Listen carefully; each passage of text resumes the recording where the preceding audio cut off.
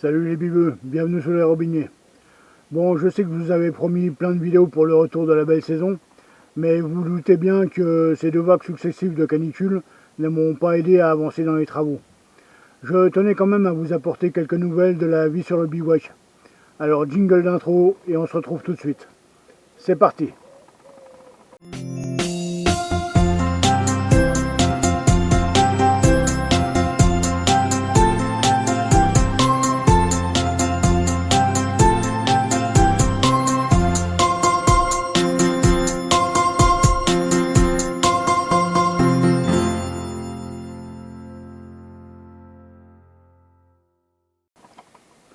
Alors petit retour sur les événements de ces dernières semaines. Fin avril, début mai, ont commencé les naissances de l'année au sein du groupe de chats qui vivent autour du campement. La plupart des jeunes mères avaient d'ailleurs choisi de mettre bas dans la cabane. Lulu, qui avait eu sa portée à l'extérieur, avait, elle, choisi de ramener ses bébés à l'intérieur pour les mettre à l'abri. Seulement début juin, lorsque j'ai commencé à trier mon bois de charpente pour préparer les travaux, elle n'a rien trouvé de mieux que de déménager les petits dans mon stock, ce qui a mis un terme à ma préparation. Réré ayant certainement trouvé l'idée intéressante, elle en a fait tout autant. Je me suis donc retrouvé bloqué jusqu'aux premières vagues de chaleur et par la suite, travailler dehors est devenu impossible. La température, même à l'ombre des arbres, avoisinait les 40 degrés. Cet été s'est même révélé meurtrier pour ces pauvres bêtes. En effet, si je déplore 2 morts-nés, un petit de Riri et un de Praline, nous avons ensuite perdu cette année beaucoup de membres de la meute. Berlioz, qui a mis bas le 20 avril, n'a plus donné signe de vie depuis le lendemain. Puis Texan est parti se promener dans les bois courant mai, emportant avec elle plusieurs petits pour les aguerrir, comme cela se fait chez tous les chats. Malheureusement, de ce voyage initiatique, Dallas et Salem, un des bébés de Dakota, ne sont jamais revenus. C'est ensuite Houston, une semaine plus tard, qui est décédé en quelques heures.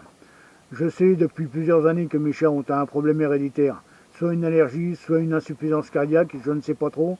Quoi qu'il en soit, lorsque je détecte une faiblesse chez l'un, je sais que je vais le perdre dans les 72 heures sans rien pouvoir faire. C'est ce qui s'est encore passé cette fois. Mais je ne pensais pas que la malédiction frapperait si cruellement cette année. En effet, c'est le petit Hutch qui a succombé une semaine plus tard. Début juillet, c'est Scarlett qui s'est éteinte dans mes bras après une journée de souffrance.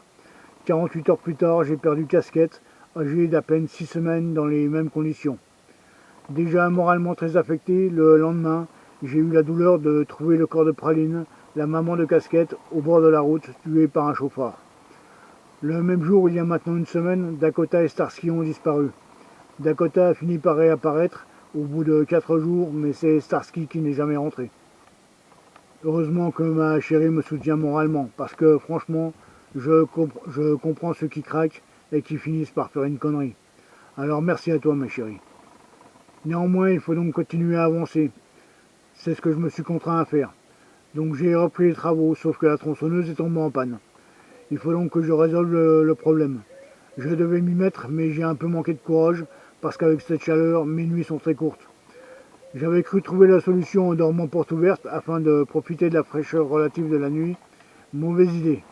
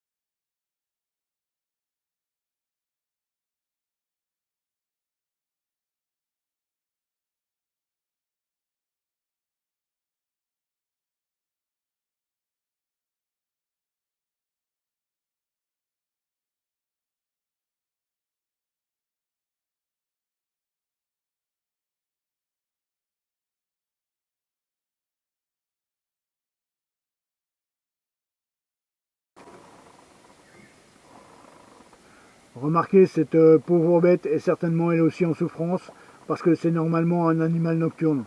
Il est tout à fait anormal qu'un hérisson adulte sorte le jour. mais cela fait près d'une semaine que je le surprends à venir se désaltérer dans les gamelles que je laisse à disposition des chats.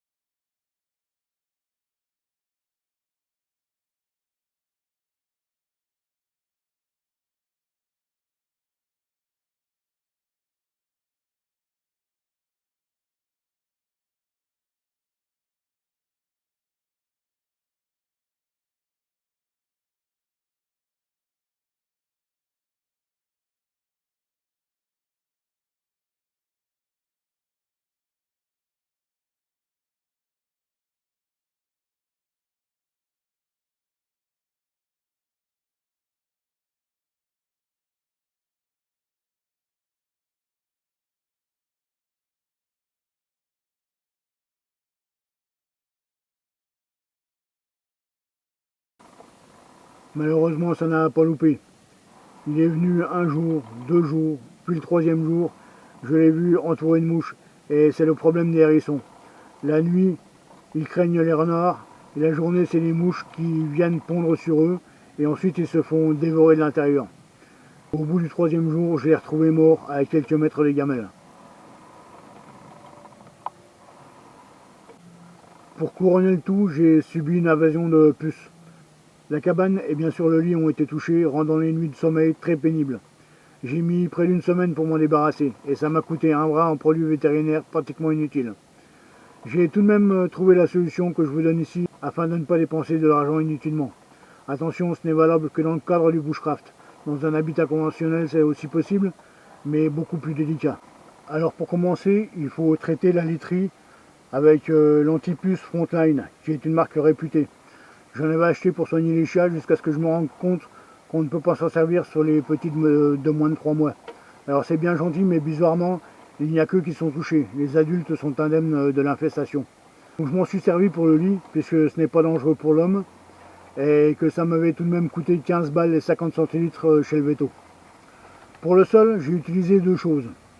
Une bombe insecticide de 300 ml, achetée en pharmacie, 15 balles là aussi, mais c'est certainement de l'arnaque, étant donné qu'il ne s'agit que d'un insecticide rampant, basique, que j'aurais pu trouver pour 4 € en grande surface. Avant ça, j'avais dépensé 30 balles en supermarché pour un spray de 250 ml, spécial plus, qui n'a eu aucun effet. D'ailleurs, j'ai remarqué qu'il vaut mieux acheter du produit en bombe plutôt qu'en spray. Le spray de 250 ml s'est vidé en une seule application, alors que la bombe a tenu 5 jours. Donc vous mettez un coup de bombe sur le sol de votre pièce, vous attendez que ça sèche, puis vous étalez de la terre de diatomée avec un tamis à farine. Personnellement, j'utilise un balai pour étaler ça. Ça fonctionne très bien. Ça coûte une quinzaine d'euros le seau de 3 kg au magasin de bricolage. Avec ça, vous avez un traitement pour une semaine si, comme moi, votre cabane n'excède pas les 20 mètres carrés. Attention, il en existe de 2 sortes. N'utilisez que la terre de diatomée pure, de qualité alimentaire. Il en existe une autre, traitée chimiquement, mais c'est extrêmement nocif pour les animaux. La terre de diatomée alimentaire peut aussi servir de complément alimentaire d'ailleurs, ou pour assécher les litières et diminuer les odeurs, ou pour combattre les puces dans les poulaillers. Son utilisation est simple, elle retient tellement l'humidité qu'elle assèche sur place les insectes et les acariens du sol. C'est aussi un micro-abrasif qui attaquera leurs articulations, les empêchant de se déplacer. Tous les matins, vous retirez le plus gros, vous vaporisez à nouveau le sol d'insecticide et vous remettez 250 g de terre de diatomée au sol.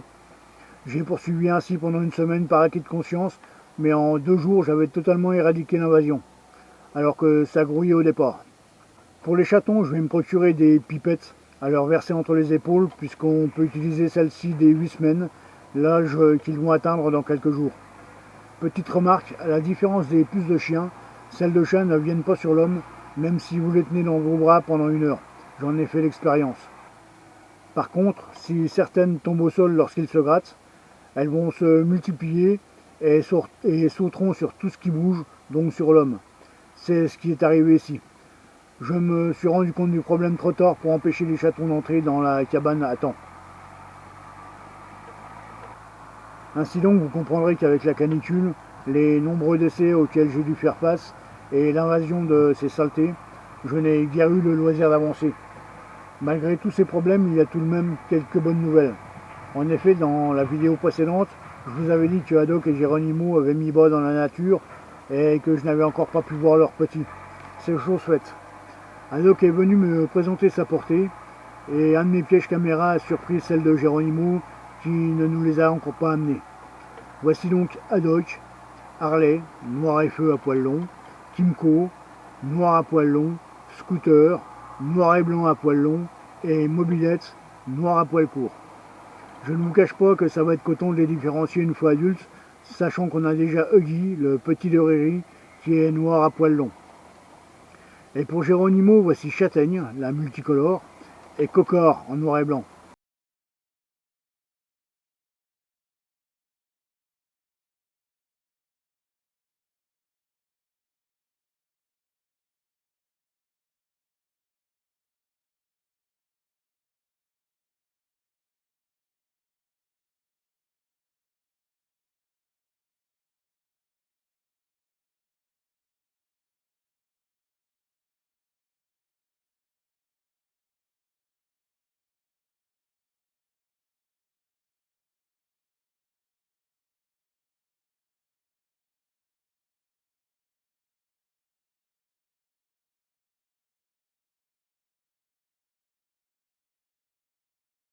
Et voici peut-être le père que j'avais aperçu plus jeune l'an dernier dans les environs et qu'on voit souvent en ce moment en compagnie de Geronimo.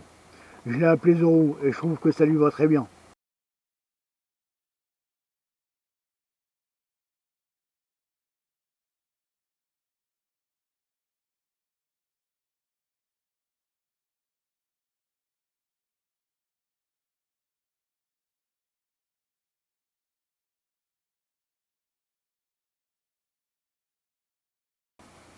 D'autre part, malgré les pertes que je déplore, j'ai dû relever la tête pour les survivants, qui continuent à partager ma vie sur le camp.